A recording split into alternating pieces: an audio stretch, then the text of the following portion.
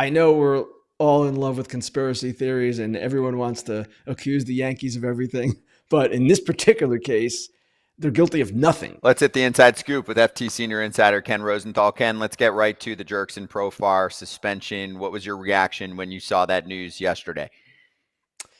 Can't say I was totally surprised because anytime you have a player who has a year like he did after the year he had before the prior season, you wonder a little bit. That's just the nature of it. It's human nature. Obviously, it's terrible news for really the sport, not to mention all the people involved, including Profar. And I don't know what else there is to say. We have tried to understand over the years that this is still happening. And I've emphasized to people over the years that this is still happening as much as baseball has tried to eradicate it. You can't totally eradicate PEDs. And that's the issue that the sport will face really forevermore. So it's cleaner than it was. There's no question about that. But to pretend that it's entirely clean, that would be a mistake. Is there more that we could do to catch this, 0.1% of guys, 1% of guys, or maybe it's higher, what you're alluding to, which I would agree that, is there more that we could be doing as a players association and also as Major League Baseball? I'm not sure, Eric. I'm not an expert on drug testing. It seems to me that the program that was introduced in 2015 with harsher penalties and stricter testing was and is somewhat effective. Now, is it totally effective? No. And are guys doing crazy stuff maybe with undetectable substances and avant-garde masking agents and all these different things? I don't know. But it's something that the sport does have to remain vigilant about, that's for sure. And it has to constantly update its practices to ensure that the sport is as clean as possible. And it's just really difficult for fans, I think, out there to say, okay, everything's on the up and up.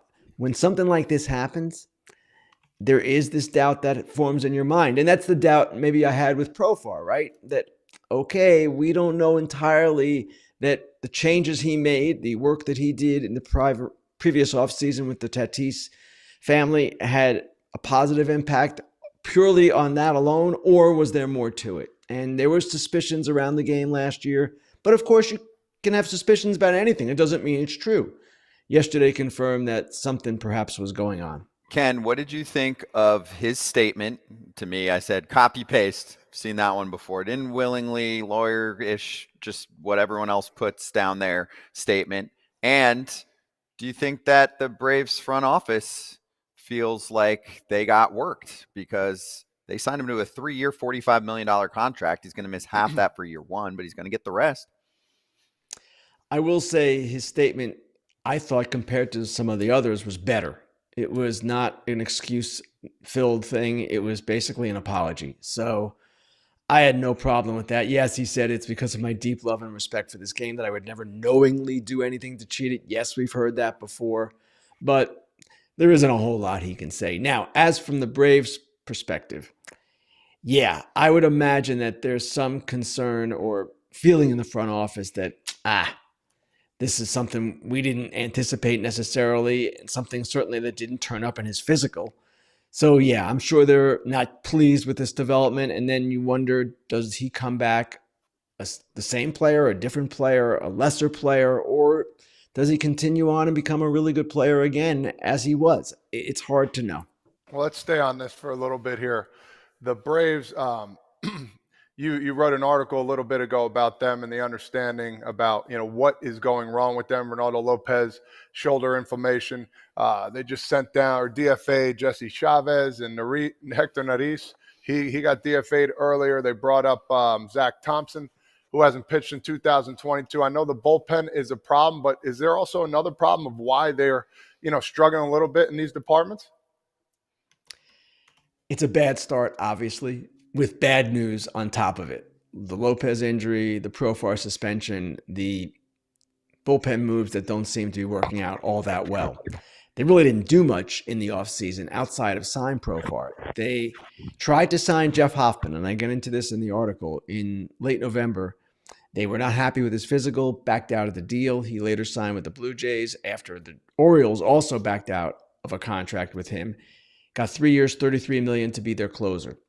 The Braves' intent with Hoffman was to make him a starter, like they did with Ronaldo Lopez last year, and then that would give them the flexibility to mix in some of their younger starters if they performed well and move Hoffman back to the bullpen.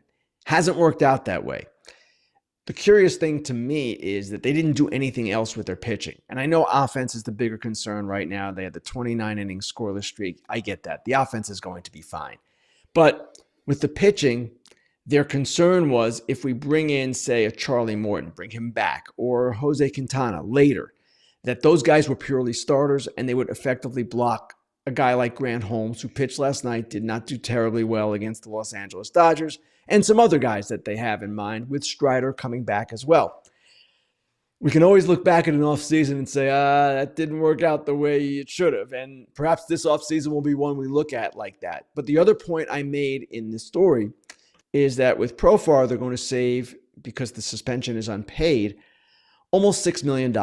They're already about, well, including that money, they're about $14 million under the luxury tax threshold. That's according to Fangraph's estimation.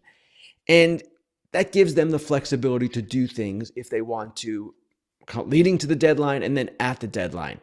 So Alex Anthopoulos has been aggressive in the past at the deadline. We know that.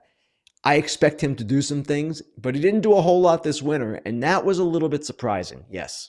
Does that you just said that about Profar's 80 games. Does that come off of their luxury tax threshold? Yes. Salary? Yes. So it does. It's unpaid, it'll be calculated. and they get credited for it. So right now, his salary for this year was $12 million. They will get charged, I believe the number was $6.19 million, and they save about 5.8, something along those lines.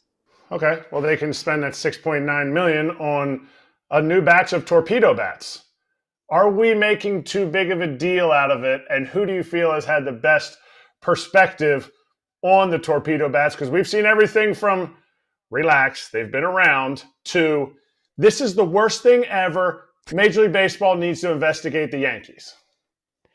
Well, first of all, the Yankee aspect of it is ridiculous because players on other teams are using them too. So I know we're all in love with conspiracy theories and everyone wants to accuse the Yankees of everything.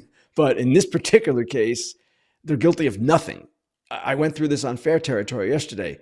The Rays have players that are using, the Blue Jays have players that are using, the Orioles have players that are using these bats. And beyond that, the Red Sox, the other team in the AL East, they have tried them, and Alex Cora said that those guys that they have don't like them necessarily. Other teams are ordering them. So this is not illegal or anything like that. Now, the impact of it, that's the better question, Eric. And the Brewers, of course, they were the victims of the Yankees Torpedo Bats in the first series, and they go in and give up 11 runs last night to the Kansas City Royals. So I don't know. Maybe it's the Brewers pitching. We'll find out in time if these bats are having a true impact on hitting and if it leads to, I don't know, a greater offensive production. I sort of doubt that's going to take place. Making contact is still going to be difficult for guys facing 100 miles an hour, as they do all the time now. But it's something that over 5 games or after 5 games, 6 games, we cannot make a determination on just yet. Best perspective in my mind right now, Ken, bat companies, they're like, everyone needs one. Everyone needs one. Kids, you need a torpedo bat. I've been seeing all the executives for bat companies like, oh, yeah, I mean, we're getting so many orders. Every big leaguer has one. You need one too, kids. So I think that part's hilarious. But I did like Aaron Judge's perspective, yeah. Scott. I liked what Aaron Judge said. My last few years without them speak for themselves. That was really good. So from a coverage perspective, Ken, are you surprised at how much this took off over the weekend, especially being that these bats have existed for a little bit of time? Some guys have had them, like we mentioned, and even I think in the fall league, some guys were using them. So it's not like it's out of the realm, but does this speak to the power of, say, the New York market sometimes, where the timing lines up, the Yankees are hitting, they go off against the Brewers to almost video game-like numbers, and suddenly everyone's like, oh, here's why. Well, and also Michael Kay, their broadcaster, is the one who kind of made it public. He said the Yankees are doing this on the air. So if they were doing something illegal, I don't think their lead broadcaster would be advertising it publicly like that. But yes, Scott, I think you are right that this speaks to the power of the New York market and the Yankees and just the attention that they get. For instance, if this had happened, let's just pick a team, the Kansas City Royals. And the Kansas City Royals play-by-play man went on the air on Sunday. They were having a big day, just making this up hypothetically, and said, hey, the guys are using some new bats. I don't know that anyone would have picked up on it right away. So certainly the New York aspect kind of made it snowball, and the Yankees' success over the weekend as well made it snowball. But again, I want to see more. It's quite interesting. All of these things are interesting. I had a former major leaguer yesterday tell me, this isn't right. If you're not hitting on the sweet spot, that's on you. But we've seen so many technological advances over the years to hopefully make players better, to help them be better. And this to me seems to fall into the same category. Like the hockey puck knob a few years ago that we started seeing and we still see now.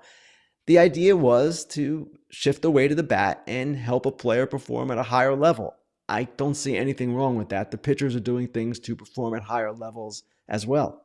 More in a minute, but first, a quick word from our sponsor of this video. FT fam, I hope you have as much confidence as Penelope right now, who is an avid Spot and Tango fan, okay? And she uses the code FOUL, Kratz, because this is a personalized dog food subscription service that prevents you, of course, from going to the store to pick up the food, and she just gets the highest quality unkibble. That is what they're known for. And I know you love the quiz part of it too.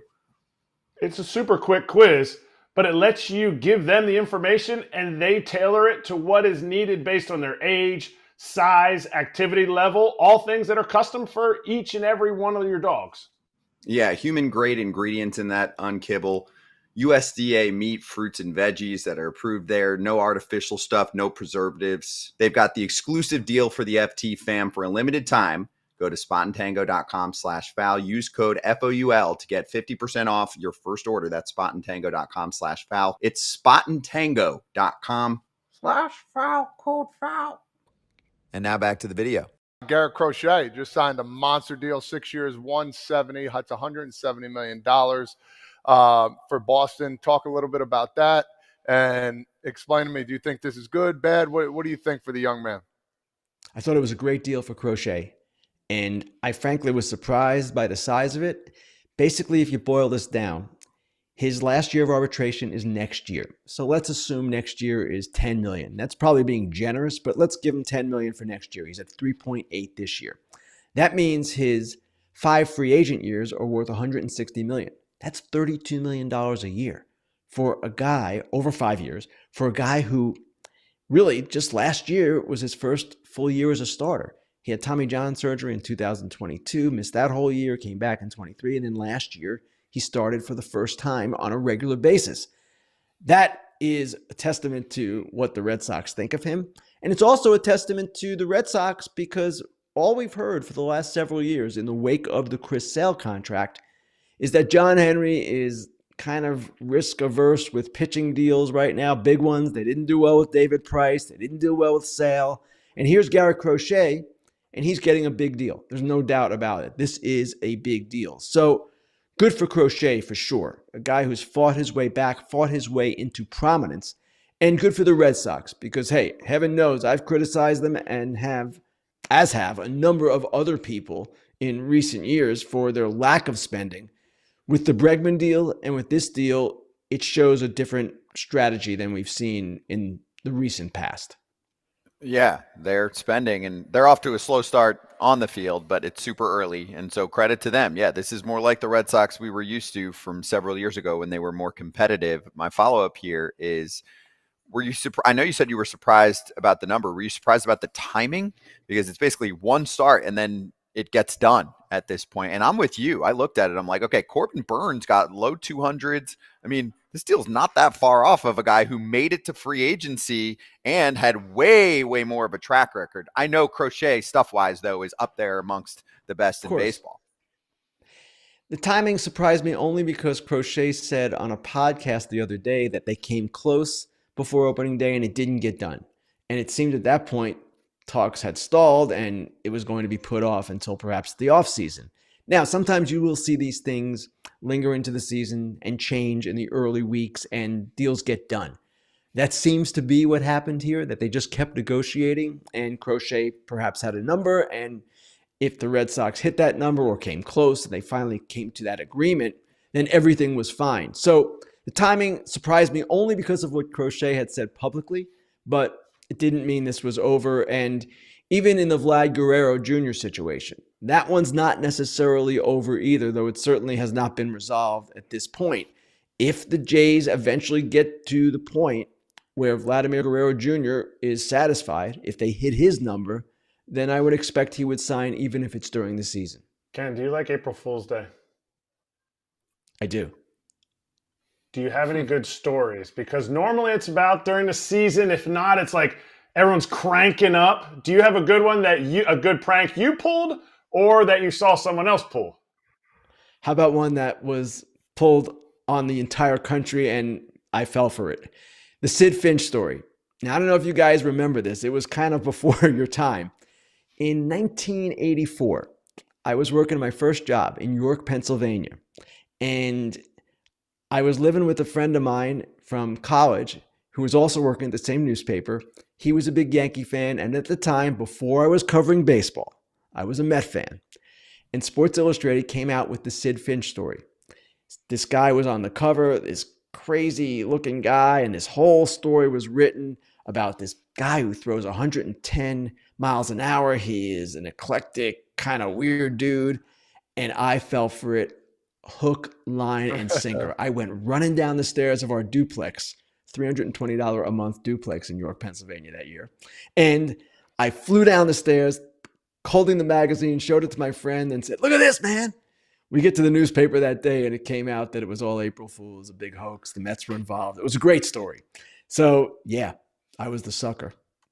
You and probably millions of others. Oh, yes. So great job. Yeah, Kratz too. Great job by SI, the Mets, everybody being on that. It just reminded me also of the Kyle Kendrick story, which we've talked about on the show before. That was also just wild. I don't think that was for April Fools, but anyway, Ken, thanks for sharing. Thanks for reminding us. We'll catch you later this week. Hey, everybody. Be sure to like and subscribe for more content. We're back here every weekday, all year long, so do not miss an episode. The videos are coming in all day. Here's another video you might enjoy. Baseball the way it should be covered.